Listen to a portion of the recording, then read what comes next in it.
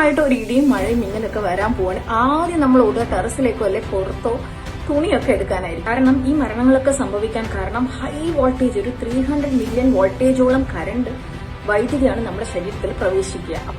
നമ്മൾ വീട്ടിനുള്ളിലാണെങ്കിൽ ജനലും വാതിലൊക്കെ അടച്ചിടുക, വൈദ്യുത ഉപകരണങ്ങളൊക്കെ അൺപ്ലഗ് ചെയ്യുക, അതുപോലെ തന്നെ കുളിക്കുക, വെള്ളം പാത്രം കഴുകുക, ഇങ്ങനത്തെ കാര്യങ്ങളൊക്കെ ഒഴിവാക്കുക. പുറത്താണെങ്കിൽ ഒറ്റപ്പെട്ട മരങ്ങളുടെ അടിയിൽ നിൽക്കാതിരിക്കുക. അതുപോലെ തന്നെ നമ്മൾ സൈക്കിൾ ഓടിക്കുക അല്ലെ ബൈക്ക് ഓടിക്കുകയാണെങ്കിൽ അത് നിർത്തി സുരക്ഷിതമായ ഒരു കെട്ടിടത്തിന്റെ ഉള്ളിലേക്ക് മാറി നിൽക്കുക. തുറസായ സ്ഥലത്ത് നിന്ന് പോയി നമുക്ക് വേറെ ഒന്നും ചെയ്യാൻ പറ്റുന്നില്ല എന്നുണ്ടെങ്കിലാണ് ലൈറ്റ്നിങ് ക്രൗച്ച് പൊസിഷൻ എന്ന് പറയും.